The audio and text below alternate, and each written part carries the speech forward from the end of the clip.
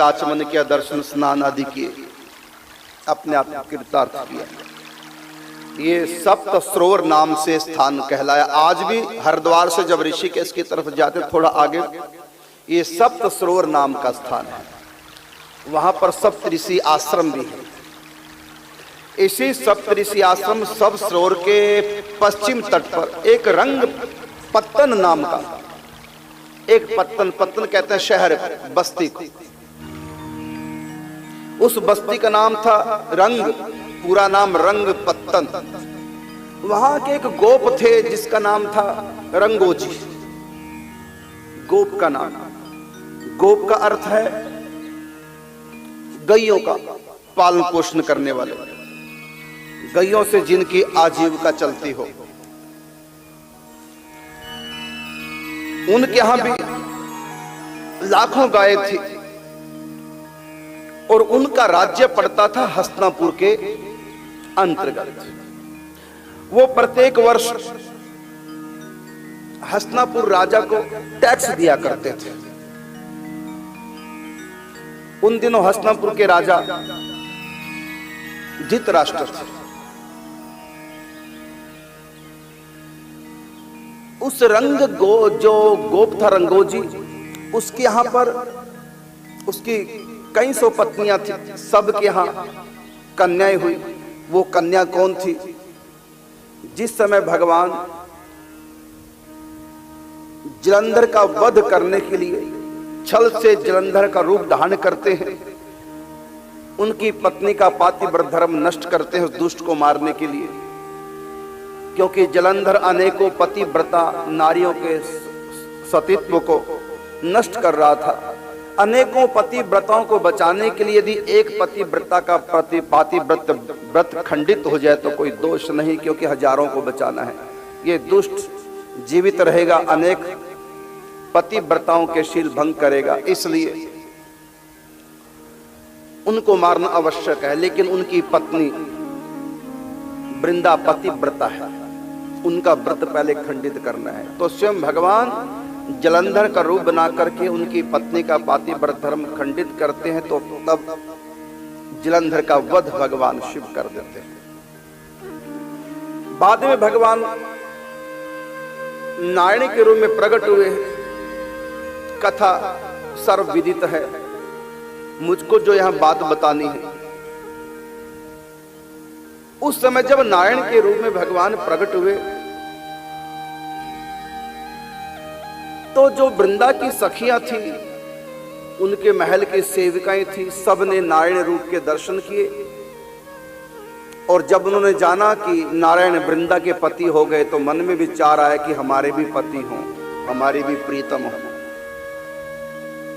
तब वो सब की सब नारियां, कुमारिकाएं इसी रंगोजी गोप के घर में पैदा हो गई, जो हरिद्वार में सप्त सरोवर के पश्चिम तट पर रंग पत्तन नाम की बस्ती, उनके जो गोप राज रंगोजी थे, उनके घर में वो कन्याएं बन के प्रकट हो गई। एक बार उनको थोड़ा सा अभिमान आ गया था कि मैं हस्तिनापुर को क्यों टैक्स दूं। एक साल उन्होंने टैक्स नहीं दिया। धृतराष्ट्र ने अपने सैनिकों को भेजा, उनका तिरस्कार कर दिया, टैक्स नहीं दिया। राज टैक्स देना चाहिए था लेकिन नहीं दिया। अंत में संदेश भेजा,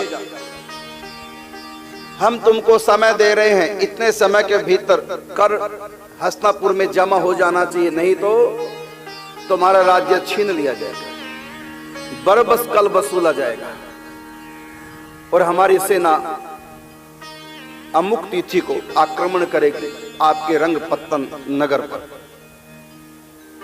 जब रंगोजी को पता चला तो उस समय वहां का गोपराज रंगोजी, उन्होंने कंस के पास अपना संदेश वहां के भेजा कि मेरी रक्षा की जाए।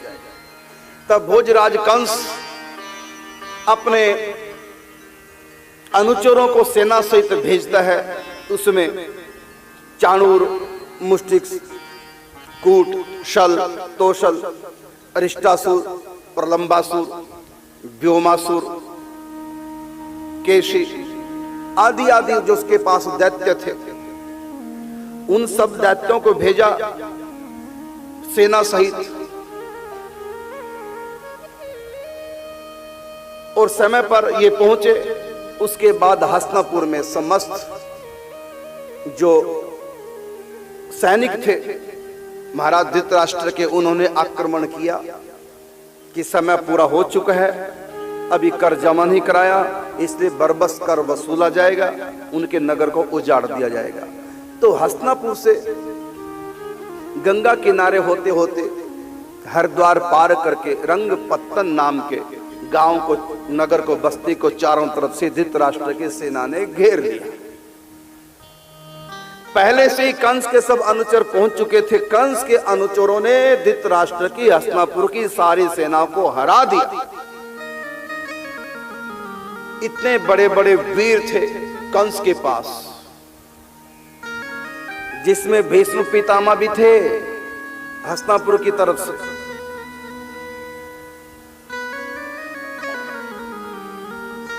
कर्ण थे हस्तिनापुर की तरफ से।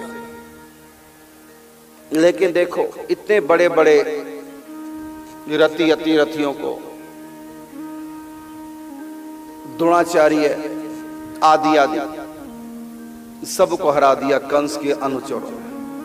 और उन्हीं अनुचरों को भगवान कृष्ण ने खेली खेल में सबको मार दिया। ब्रज में अकेले कृष्ण, भगवान का ऐश्वर्य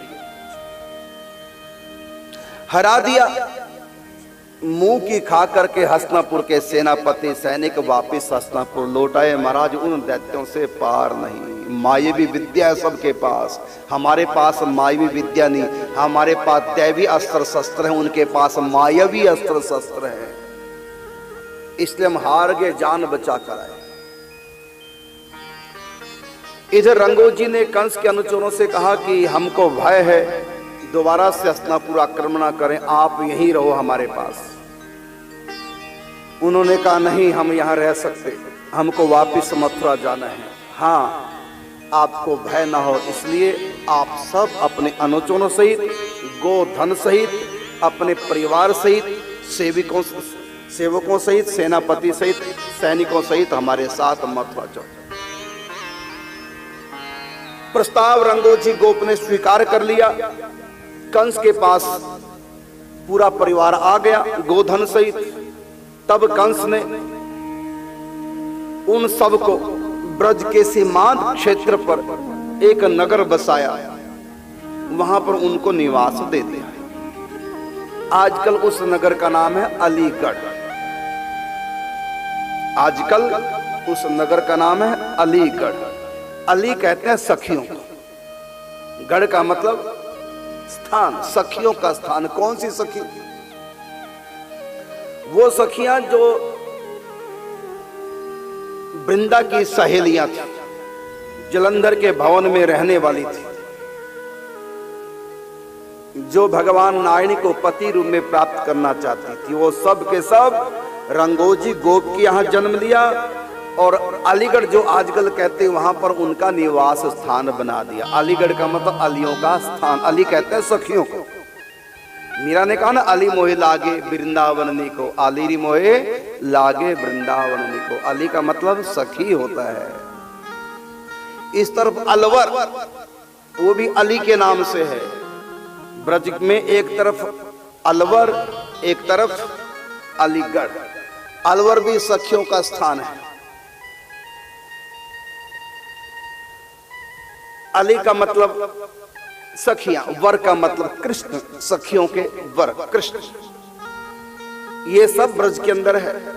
आगरा, एक तरफ आगरा, एक तरफ अलीगढ़, एक तरफ बनचारी और एक तरफ अलवर। इन चारों के बीच में ब्रज भूमि है। बनचारी, जिस वन में भगवान ने जहां तक गैया चराई, वो बनचारी आज भी हरियाणा में पड़ता है। उस वन तक गौवें चराई तो बनचारी नाम पड़ा। अलवर जो राजस्थान में है। अलवर का मतलब, अली का मतलब सखियां, वर का मतलब उनका वर कृष्ण, उनके नाम से वहां भी बस्ती थी सखियों। इधर अलीगढ़, इधर आगरा, जिसका नाम शास्त्रों में अग्रवन है। तो इन चारों के बीच में ब्रज भूमि है, 84 कोस का क्षेत्र। तो जिसको अलीगढ़ कहते हैं, यहीं पर सखियां, वहां तक भगवान गौवे चराने जाते थे। ज्यादा दूर नहीं यहां से, ब्रज से बिल्कुल ब्रज की सीमा समाप्त होती अलवर, क्योंकि ब्रज में वृषभानु नंद गोप का राज्य था, उसकी सीमा के टच करते ही वो बसाया। तो भगवान गौवे चराते हुए जाते तो वहां बंसी की ध्वन सुन करके सब अलिया मतलब सखियां ब्रज में आई और उनके साथ भी भगवान का रास हुआ।